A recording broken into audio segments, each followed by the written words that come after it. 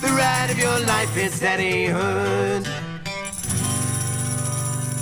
For those of you who cannot wait and love daddyhood, please head over to our Patreon. We have exclusive access to episodes, we have early access to episodes, and we have behind the scenes footage. Head on over there, sign up, be part of the exclusive daddyhood group, and join us over there.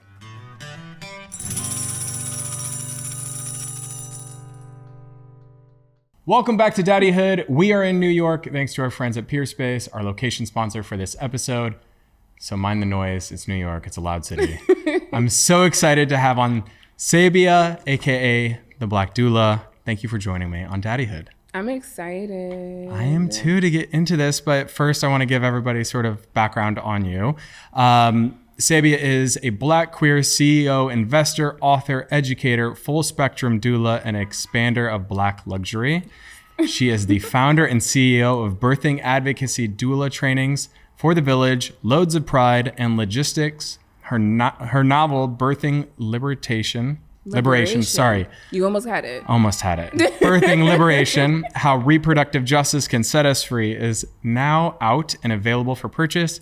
She's dedicated to building bridges for a more inclusive, diverse, and equitable world through reproductive justice, distribution of financial wealth to BIPOC communities, and investing in emergent and innovative businesses. Yes, that was so long.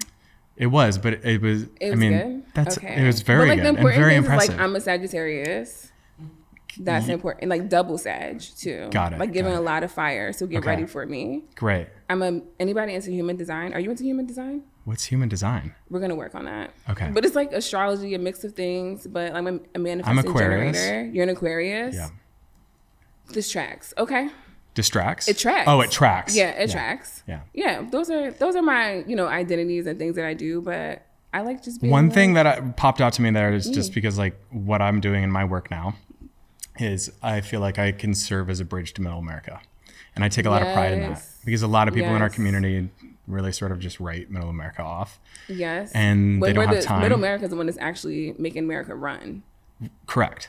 Yes. You said it, I didn't. But I just love serving as a bridge, being patient with people who don't understand people who are different from them, and answering questions and trying to be as approachable as possible to those people. Yes. I think that's like one of the things I didn't know that was my skill until people started to tell me that was my skill. Oh, interesting. Right? Because like I think in the things that we named, there's been a lot of growth, right? It's been like, I'm broke. So like, oh, maybe I'm having a little something. Now I'm a business owner. Now what does that mean? But also, how do I translate that to people who are like, I don't know what you're talking about, and now I'm out of touch. And then you probably have this experience too, where you get in rooms of people where they talk about $5 million like it's 5 cents. Yeah. Right. And then you get in room with people where 5 cents is going to make or break the day. Yeah. And so you're like, how do I bridge this conversation to help them understand what's going on here, but also to help them understand what's going on here so we can make real solutions? We need more bridges. We need more bridges. Before I get into the questions, if you will entertain me, okay. I have to work on my dad jokes. So here we go. How do you get a squirrel to like you? I still don't have an appropriate answer to that. Can I say it? Say it. You bust a nut? Act like a nut. Okay. You were close. But I guess bust a nut too works. I mean, this one episode, I guess we will be PG-13/R. Listen, I'm a doula.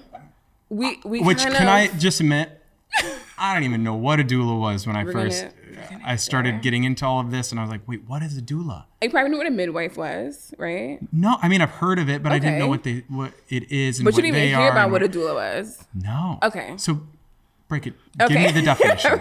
Give me like the book definition, and then like as we're sitting here human to human, tell me why and what purpose it serves. What is the point, right? Yeah. So when we're talking about a doula, I mean, most of the time you'll get like a support person who provides informational, physical, emotional support during any reproductive health experience. So that could be anything from, unfortunate infant loss to birth to postpartum to so on and so on and so on, right?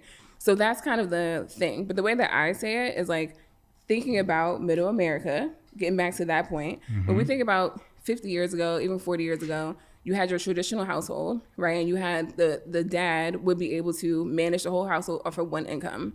And so when people had babies, you had your aunt coming, right? Because she had the space and the time. You had your grandmother come and they had the space and the time, and they would be there during the birth experience, and they would tell you what to do and how to put the baby's diaper on, how to deal with them when the baby's cranky. And like, right, you had that like family support system. Yeah. And then now can't nobody afford nothing but one household, like one income, right? So no one's really there.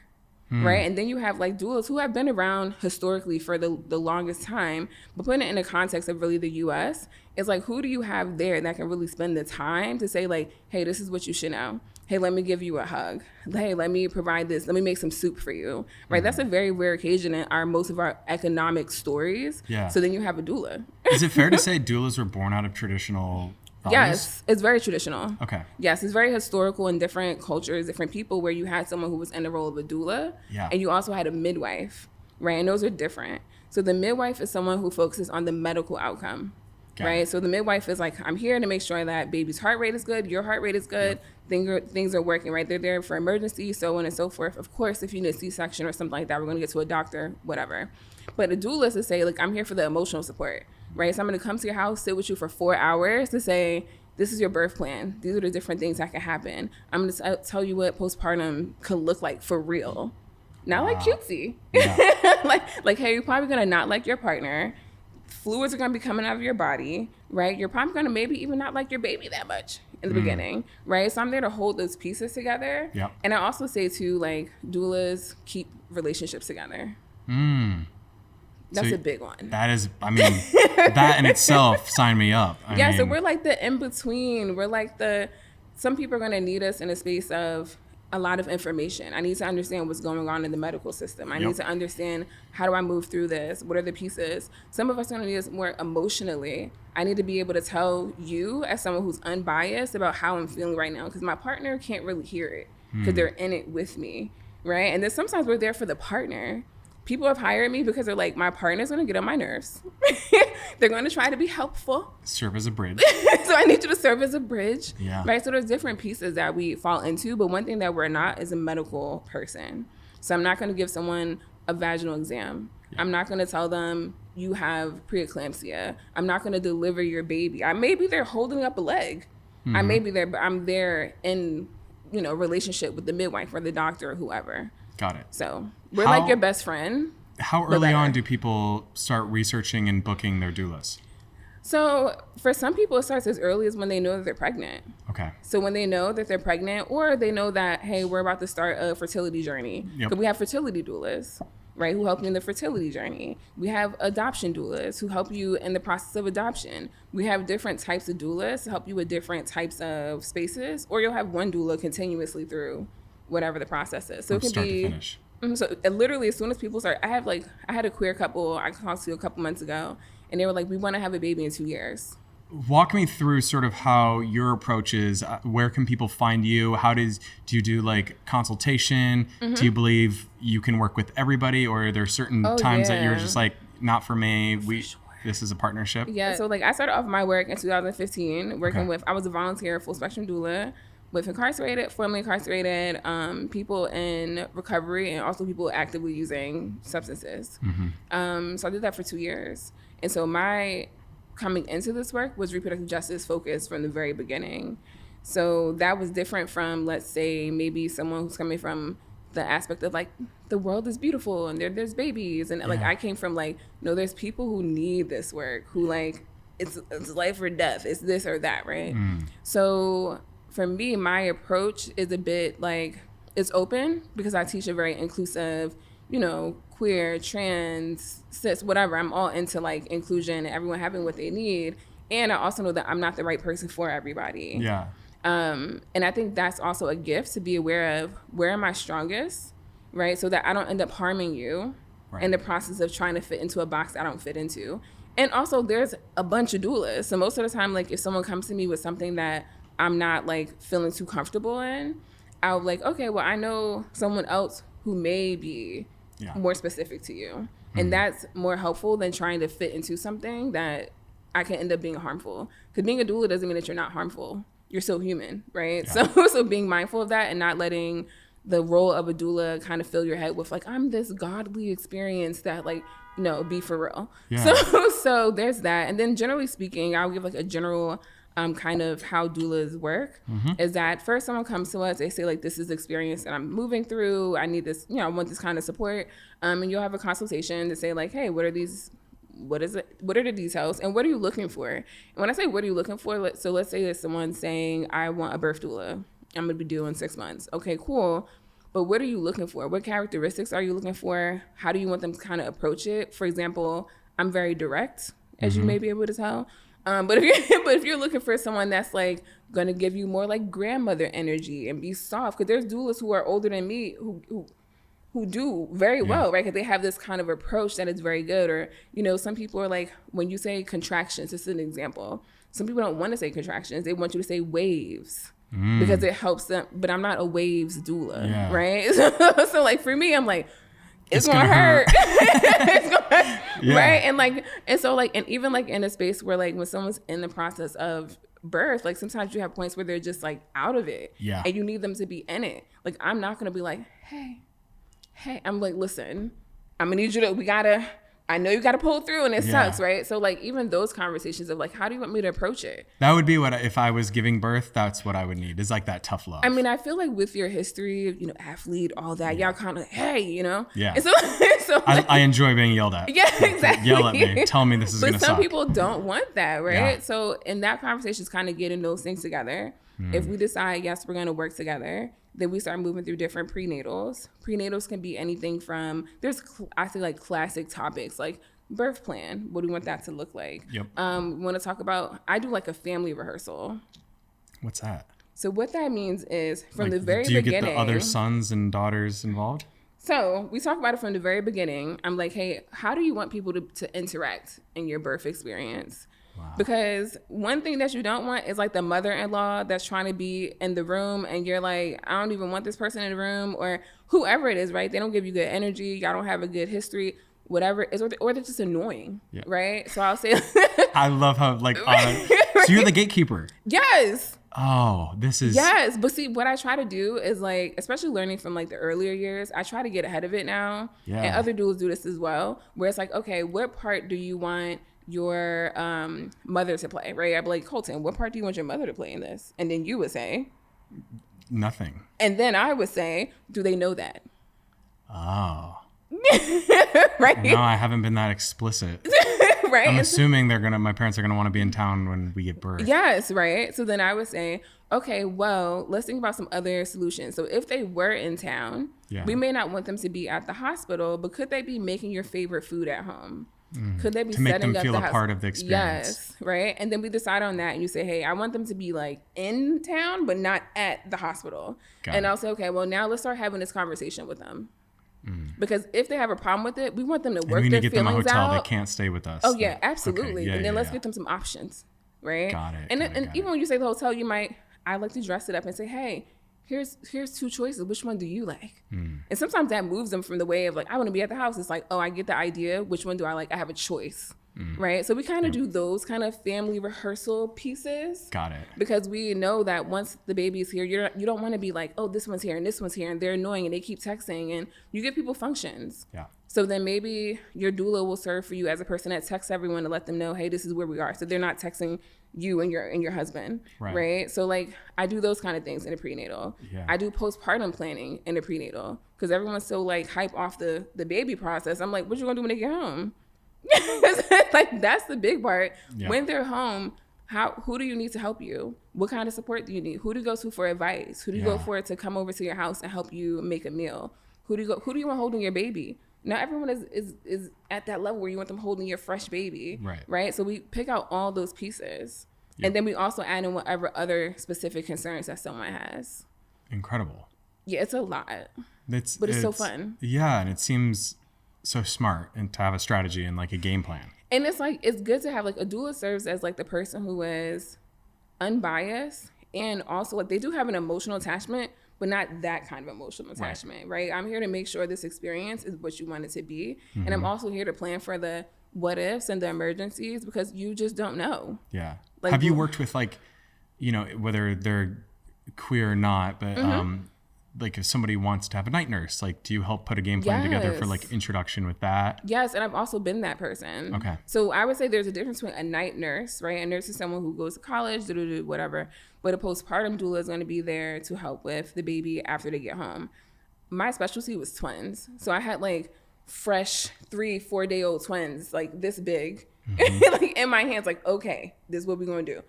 Right. So like in that process, I'm helping with overnight. It could be during the day. My aim with postpartum is to kind of help the parent set up a system, not just like enable, like just depend on me, because you're not going to be able to depend on me forever. Right. But how do I create space for you to get the sleep that you need, get connection with your partner?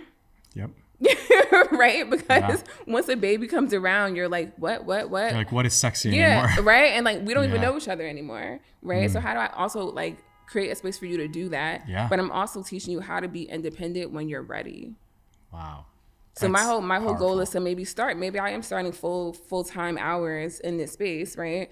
But month 2, I want to be decreasing because you're starting to find your system. You're starting to find your rhythm. And I'm also there to be like, hey, how are you feeling mentally? Right? Because we talk about postpartum depression or postpartum mood disorders, but we often don't talk about men having postpartum mood disorders. Well, let's talk about that because we have 2 men in this relationship. Yes. So what does that look through working through it? When we talk about postpartum depression, right, a lot of people are like, it's the birthing person, it's the person who had the baby, most likely going to deem it to be a woman, you know, all that kind of stuff. But a lot of times partners get postpartum depression too. And it looks very similarly. Someone maybe is having disinterest. Their mood is up and down. They're not getting sleep. They're feeling maybe feelings of resentment, detachment, right? Maybe they're having a lot of anxiety. All those things sometimes are like, you too need support around your mental health because it's a shift for everybody. So that's the kind of work that happens in a prenatal. I'm talking about all of that. So we can start naming it. So when it starts to happen, we're not like, what is, we're like, did Sabia say? Okay, now what are the resources? So even in the in a prenatal, I'll set up resources for like, if this was to happen, who would we call? Who's our like mental health person? Because we don't want to do it kind of after. Not that it can't happen after, but it's like an elongated process. Like we gotta search for the person. So it's like trying to get ahead of all of that and then being supportive through the whole process. Is that the biggest difference for, you know, serving straight couples versus queer couples? Is, I mean, the support just looks different, or what would be the biggest difference, do you think? I would say with queer people and hetero people, honestly, the one thing I would name that's different is that their interactions in hospitals are different, right? Because people are like, well, where's the mom? Right? So there's kind of a emotional piece of like, no, it's me, right? There's a lot of that happening in the space. Like, no, I'm the parent. No, I'm like, it's like a lot of like, and that sometimes it gets you frustrated, make you feel like, am I doing the right thing? Am I the parent? Like, it's like that kind of mental work. I think it's like a really like heavy piece of really affirming, y'all are the parents. Like, you are the this, right? And I also think too, like the connection part, like how do I connect to this baby that maybe wasn't in my body, right? How do I even maintain if I have a surrogate? Because I used to also do work with surrogates. So it was like when I have a surrogate, like how do I create connection to my baby through this surrogate experience? Wow. Right? Because like maybe I'm talking to the surrogate about like, hey, these are the traditions that we like to follow. Could you literally talk to the baby this kind of way? Or could you let us know how the baby's moving? Can you give us those little things to like kind of let us know what their personality is like? Because that personality starts forming in there, right? So you have sometimes you have super chill babies. Sometimes you have really active babies, right? So like, how can we start knowing this baby and understanding this baby, our baby, in the process, even where they're not necessarily in our presence yet? Yeah, it's such an interesting point because Jordan and I did some research. My husband's name's Jordan. I know who your husband is. Okay, I was just making sure. I didn't know. We started having conversations that we wanted to start taping ourselves audio memos and send them to our surrogate once we get there, because we want our baby to recognize and know our voices. Yes. So you can say like, we like this kind of music. Can you play this kind of music for our baby? And then like, is the baby having any reactions? Babies do have reactions to music, right? So just those little tidbits I think are really important for forming an understanding of who this baby is. Even if we're not necessarily looking or feeling this baby 24/7. Wow. So, I mean, this seems like an obvious question, but I mean, you can't take on that many clients at one time. So how many of you, or maybe you have? Let me what tell is you. the trick there? One time in my earlier doulahood, okay, speaking of hoods, in my Daddyhood, doulahood. in my early doulahood, I was young and limber, and I decided to. I think I had about 8 clients in that month. Wow, in 1 month. Yes, never again. Never Oh again. my gosh, were you just staying at the hospital or going to different hospitals? That's how it felt. It was like, because the thing about birth, right, is like, even if you sign up for, like, let's say you sign up for 8 coaching clients, let's say that, you know, like, this is the time they're going to do it. It's going to be for 1 hour. They may be even emotionally more exhausting than the other client, but I know I have this fixed time. Yep. With babies, they do what they want to do. There's no rhyme or reason. Some births are 4 days. Some births are 1 day. Some births are an hour. Some are 48 hours, right? Like, there's no telling what's going to happen. So in that time, I remember I was working with some like parents that, you know, they were like straight. Then I was working with some surrogates too. And so then you're also working with the intended parent because that's a whole different dynamic. Yep. And so it was just, I was in the hospital 24/7. Never again. So now in my good old life now, with all the things that I do, I'd rather take like one every couple months. Got it. And really just dial in. And really just dial in. Because, like, that's, like, but the thing that I would say, speaking of, like, economic stability, is that a lot of doulas do take on a lot of clients because they need to pay their bills, right? And that's not necessarily in the best interest of the client. Exactly. And best interest of anyone, right? Because you have a tired doula and you have a client who should have their best version of their doula present for them, right? But they're not allowed to because the doula is exhausted, right? Our current medical system doesn't really support doulas in the way they need to. However, the problem is, I'm getting my political high horse. Here we go. The problem is when we talk about reproductive justice, right? That's the right to have children, not have children in a safe environment.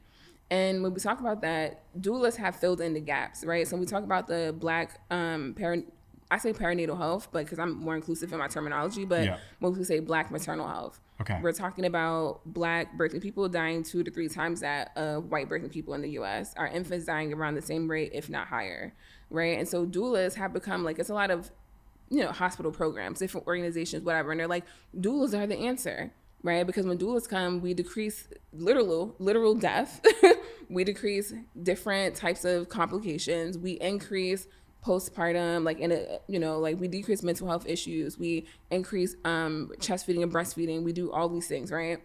And so they're like, doulas are the answer, right? And so they're promoting doulas, but they don't want to pay doulas. Yeah. Right? So then what you have is people, especially people coming from marginalized communities where this impact is most felt, taking the charge on helping their community for free. Yeah. For damn near $0 or for really low cost. And we were talking about the work that doulas do. Remember, I told you about the prenatals. I told you about the consults. We're also available by text. We're also available for you to call us. And then when someone's pregnant at 37 weeks to the time they have the baby, we're on call. So at any given time, we can be up. And we may be at a birth for 3 days. Yeah. We may be at a birth for 2 hours. And you're right? Ready to go. But imagine only getting paid $500 for that whole experience. So let's unpack this a bit because I mean, I, as someone who thought and assumed I had great health insurance, realized very quickly that my coverage was not as good as I thought it was when it comes to my fertility. And even being in SAG-AFTRA and part of the union and thinking like we got good deals and we got it negotiated and our insurance company, I mean, we're with Anthem, Blue Cross Blue Shield, and they don't cover any of my fertility journey with my husband. Why is that? I mean, I don't know if you even know the answer, but it's like I could use some support. I'm not saying 100% of it, but like some help somewhere. If I'm paying the insurance, I want to get and like it's health. Like that is my healthcare. Like I went in I don't know how much I've shared with you yet, but when I first went in to get tested or to freeze my sperm, I didn't have sperm. So I had to go through sperm rehabilitation and 6 months of medicines and lifestyle changes. And I had to do that all on my own penny and my own dime and get retested and do all of that. But like, that is health. And and a lot of your sperm have indicators for longevity in your health. So it was really eye-opening to me to see our healthcare system, as privileged as I am, let me down. And and I'm covered. Yeah. So let me tell you, I feel the same way, like in a sense of like that fear, like that just what is happening. Yeah. I have the opposite issue, right? I just got a hysterectomy. The doctor, I want a Black doctor, right, who can like do what I needed, because I've been in spaces where I wasn't cared for properly and could have died, right? And like that cost me out of pocket $5,000 to work with her.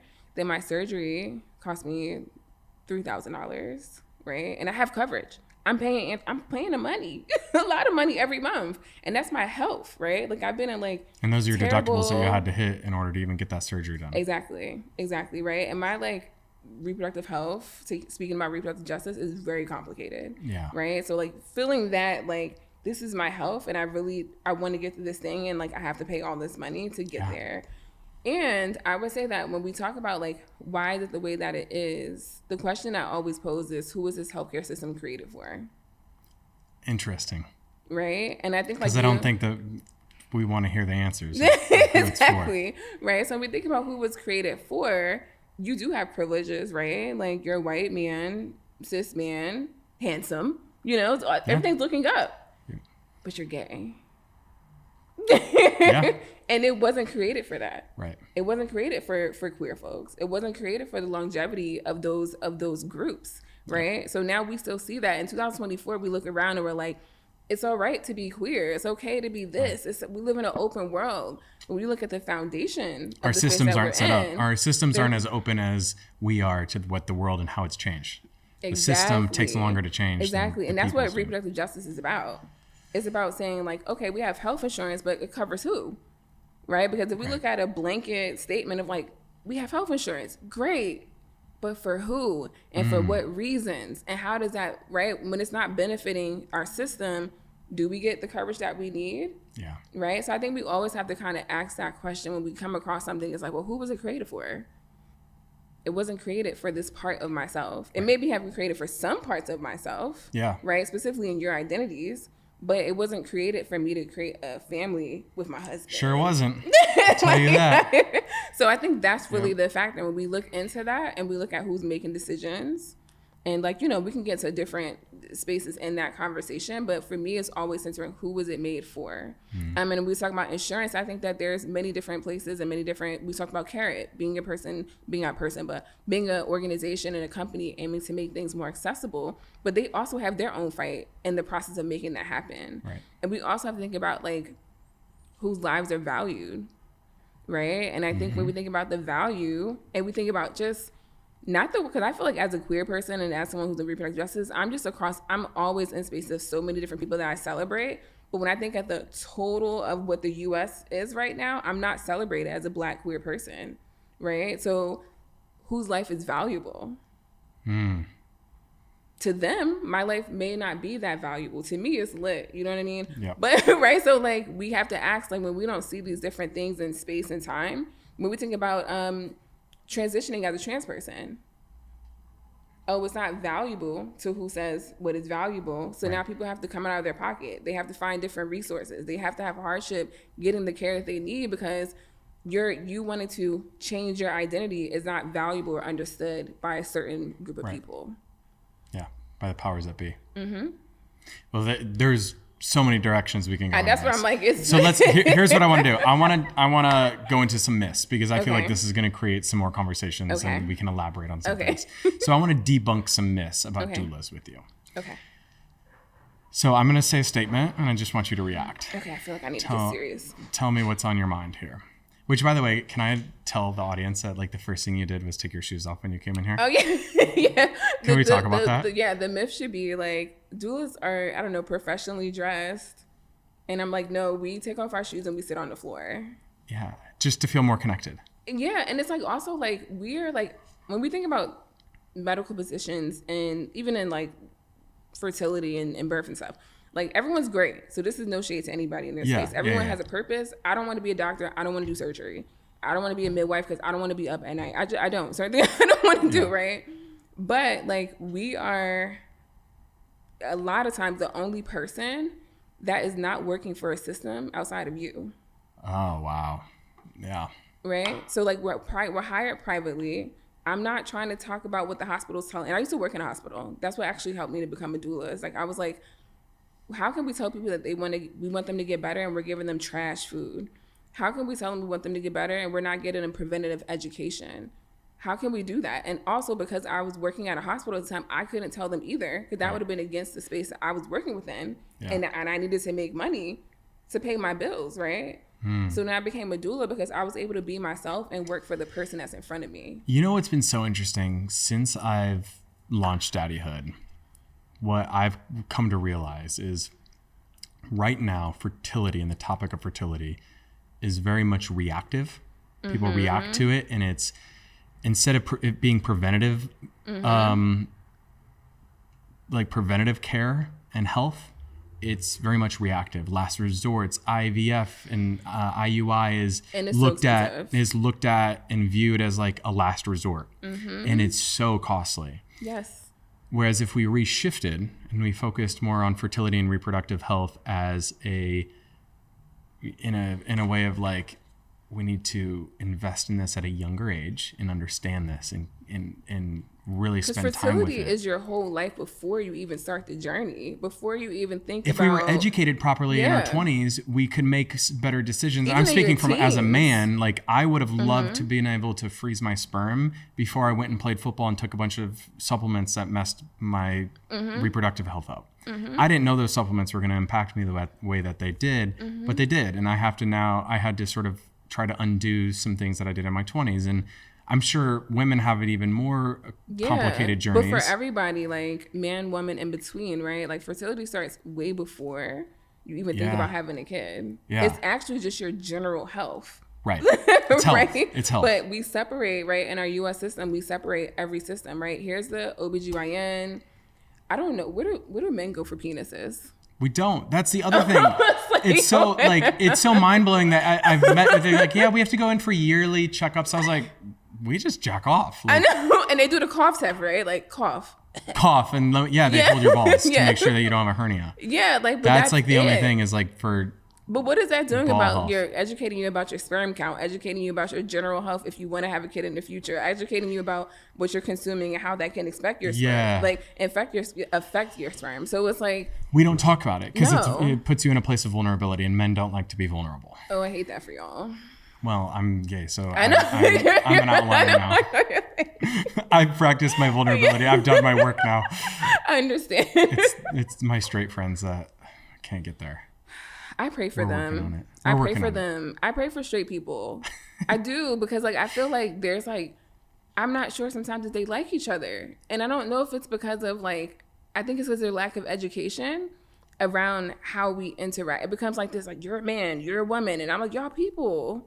Yeah, you're humans. Yeah, there's just, it's like a lot of hardship there. Like, and that one, I want them to queer up their relationship, but I don't want them to be queer because if you're straight, but just on the like emotions, vulnerability. Although I will challenge you and say that I've now met a lot of straight couples who are adopting queer relationship tactics and strategies. That's what I'm saying. I love that. That like non-monogamy is becoming more popular in the straight community. And I think they're also everyone was realizing, cheating before anyway, so just be honest about it. That's it. Well, and also if you come into the relationship with an open line of communication, it's less guilt on you and your partner. That part. And also it's healthier.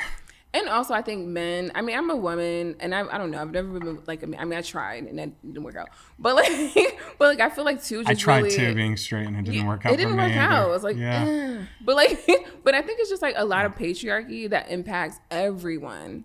Yeah. Right. I think men are like having all these feelings, but like I gotta be rough and tough, and you're like, baby, you don't gotta do that, and you can also be tough too. But like you have a feeling. Let's talk about it. See, but those are the ones that are like the ones that want it, but like can't feel like they can't. They're still in a box. And I used to have a hardship with that too, even as a woman. I think like that because of socialization, right? Like different pieces, and like then you get into the world, and you grow up, and you're like, I have to be like capitalism and this, and then being a Black woman in corporate spaces before.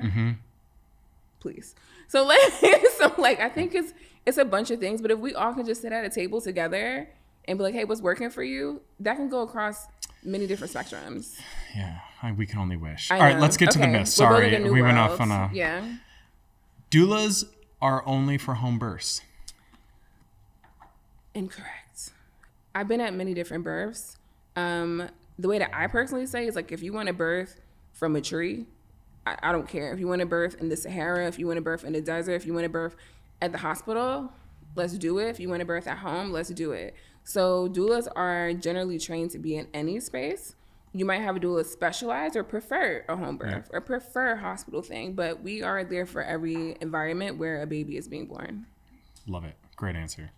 Doulas provide emotional and physical support regardless of the birth setting. I feel like you just answered that. Yeah, we do that. Doulas replace the role of medical professionals. Absolutely not. Absolutely not. So this is the thing I will say though. Absolutely not.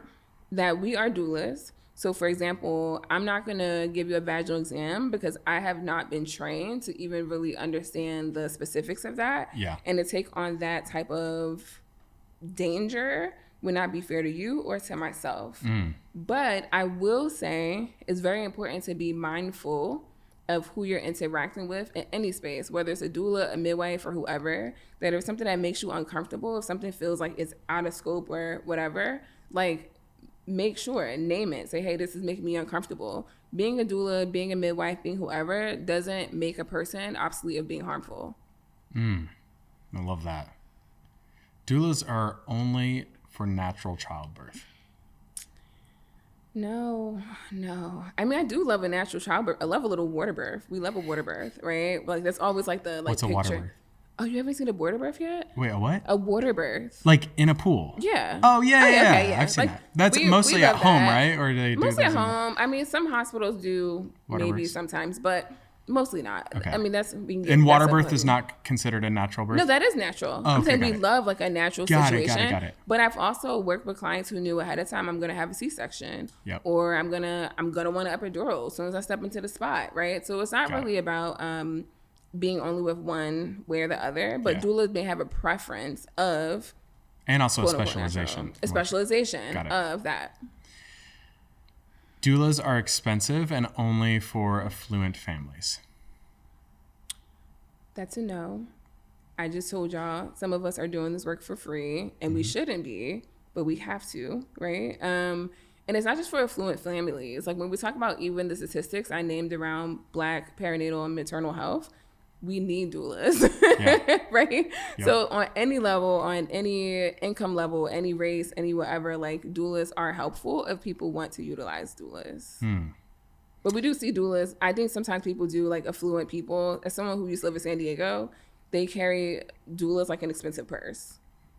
They're just like, They like here's to my show, doula, here's Yeah. my whatever, right? But there's people who really, really actually need us, not just for like the purse value of us, but like for the actual like being in a space saying like, I want to advocate for you. I want to make sure you're safe. I want you to know your options. So we're available for everyone. So how does that choice? Because like, look, of course, people I think assume I'm hiring a doula, but the doula has to say yes to being hired by a person too. Yes. So in that consultation part that we talked about, for me, I like train doulas, right? So in BADT, I train doulas. I've trained doulas all over the world, thousands of them. They're amazing. And we always say, like, when you're in a consultation in any profession, so even if you're not a doula, so this might be advice for everyone, you're also interviewing the person, right? Like when even if someone's going to pay for a service, I'm providing you a service. That's an exchange. Know your worth. Yes. Yep. I love that. So you're interviewing them like, are you good for me? Am I good for you? If it sounds great for you, but it doesn't sound good for me, thank you. Here's some other resources that I think would be good for you, but I don't think I would be the right fit. Love it. Doulas are only for first-time parents. Not true. A lot of times, I actually have first-time parents who are like, my experience maybe wasn't so great. Yep. And at a second time, I would love for you to be here. And sometimes people just love having a doula. They're on their 6th child, their 7th child. Yeah. And they're like, the experience of having you is so helpful. Yeah. But first-time parents for sure love us too. But like, we're for everybody.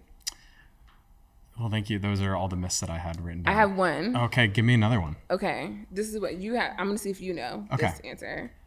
Doulas are covered by health insurance. Well, given my experience with health insurance, nothing's covered by health insurance. For real. So no, that's false. But it should be because it's part of reproductive health.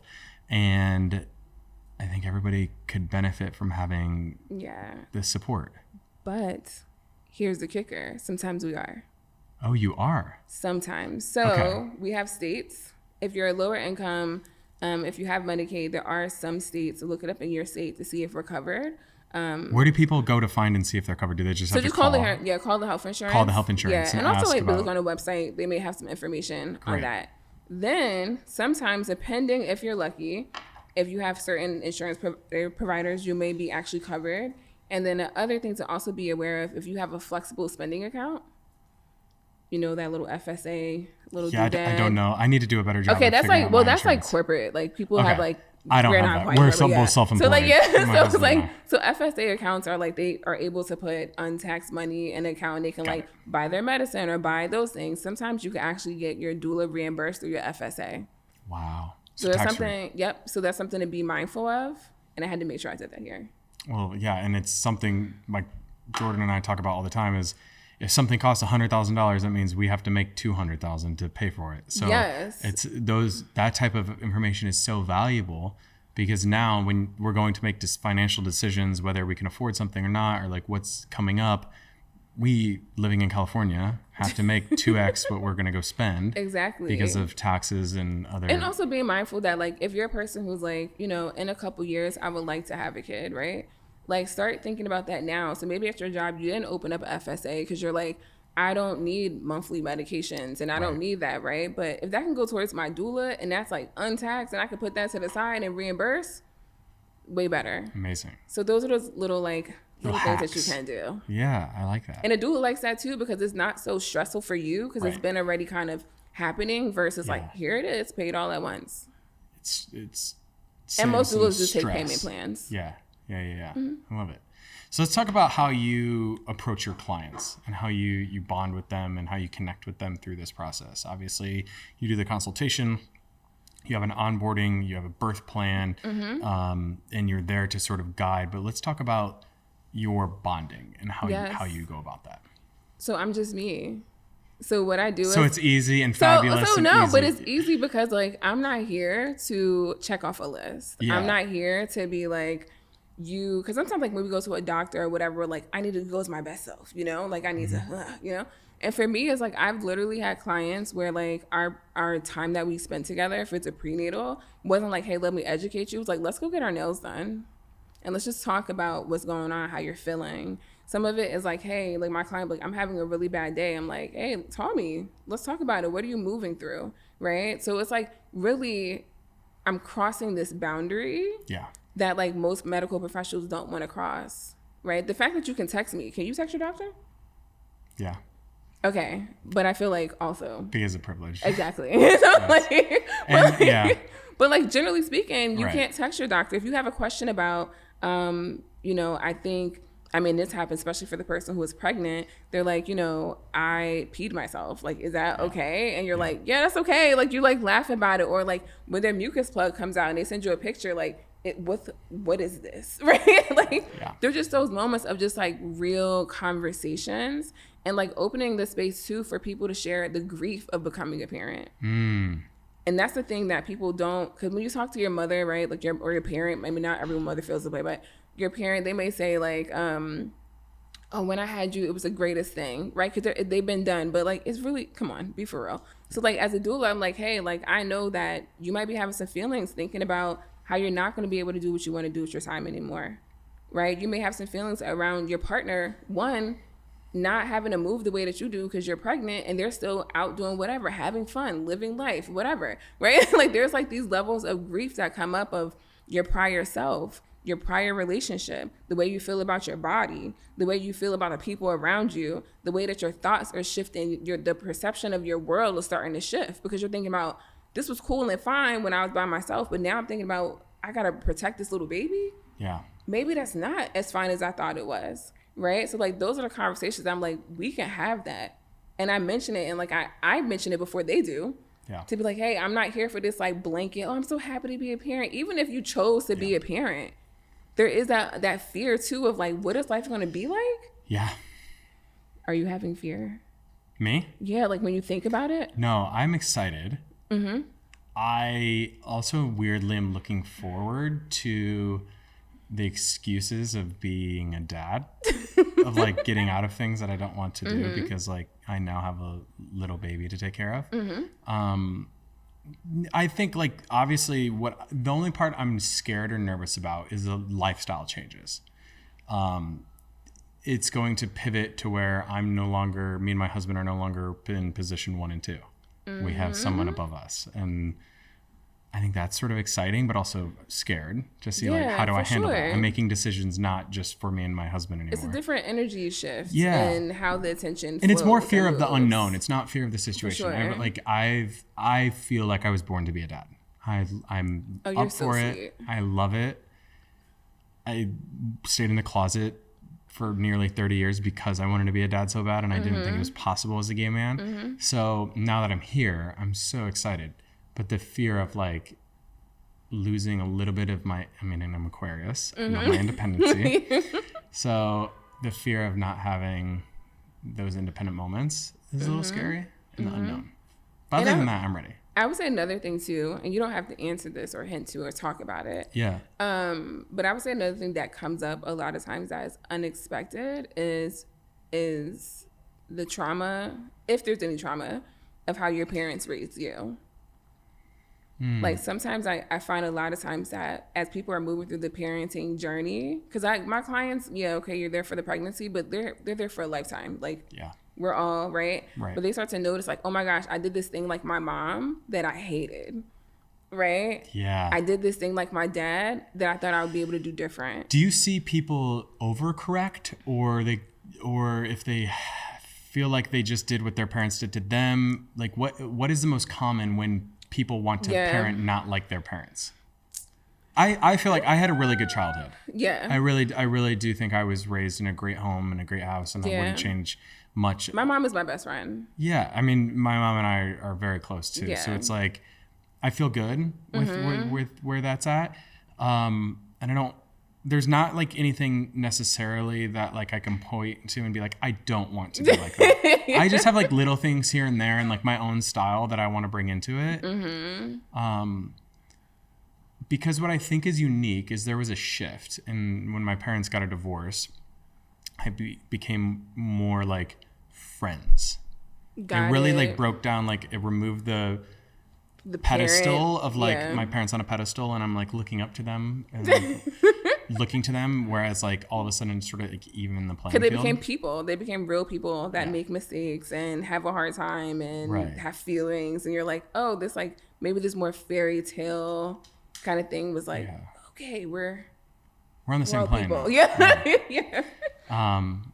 So I'm like, it's an interesting push and pull with me, where I'm like, I want to be cool and I want to be like their buddy, and I want them to like come to me and trust me with everything. But then also like, I want to be the parent. I want to be stern and give them structure and be firm with them. I think there's like that middle space. And I would say like some people, I mean, there's like a thing, right? Like some people overcorrect and then some people like undercorrect, and you're like, it's one way or the other.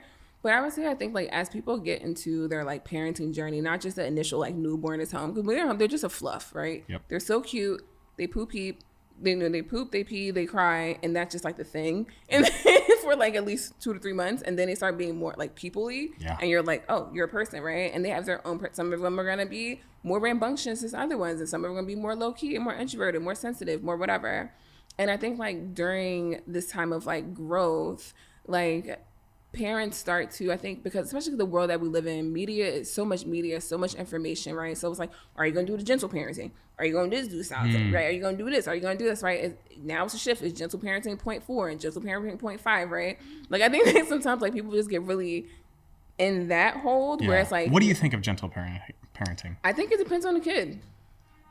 From my experience, like I think like some people. I think people who like come into it with like, this is how I'm gonna do it, and like I know I just said I want my own style and way, but like all that can go out the window as soon as I meet my kid, and I'm like, actually no, this is what they need. Yeah, that's what I mean. Like I think that is so good to like get that kind of awareness of these different parenting styles and what may suit you at first. And then you meet your child, right? And you start to meet them more and more every day as they grow. And you start to learn like this, especially if you have multiple children, right? Like I was the only child on my mom's side. So, but like I've seen where like one kid responds to this hey, do this. And they're like, okay. And the other one's like, whatever, girl. Right. And the other one's like in the middle. Right. So you have to find like, make sure that you don't get so stuck into what is this type of style of parenting that you miss the individuality of your child. I love that. Yeah. So it was like it's so finding your own thing and your own relationship with your own child. Because their personalities, it doesn't make, there's no good or bad, right? It's just different. Yeah. Well, you're leaving me with so much to think on. Thank you so much for your time. Thank you for inviting me. This was incredible. Before you leave, yes, can you please leave us with some words of wisdom, some positivity, a quote, a lesson learned, whatever you have, share it with us. Geez, the lesson I have, do I want to like shift it towards parents? Do I want to shift it? Is there a specific what's on your audience? Heart? No, what's on your heart? Who do you want to speak to on daddyhood? What's on my heart is never stop being yourself. Never stop being generous, but learn how to protect your generosity. Oh, that's incredible. Say it for me one more time. Now I have to remember it. Protect your generosity. Okay. Never stop being yourself. Okay. Never stop being generous, if that's who you are. But protect your generosity. I love that. That's great. I'm learning that because I'm so giving and so loving, but I'm learning that I have to protect it a bit more.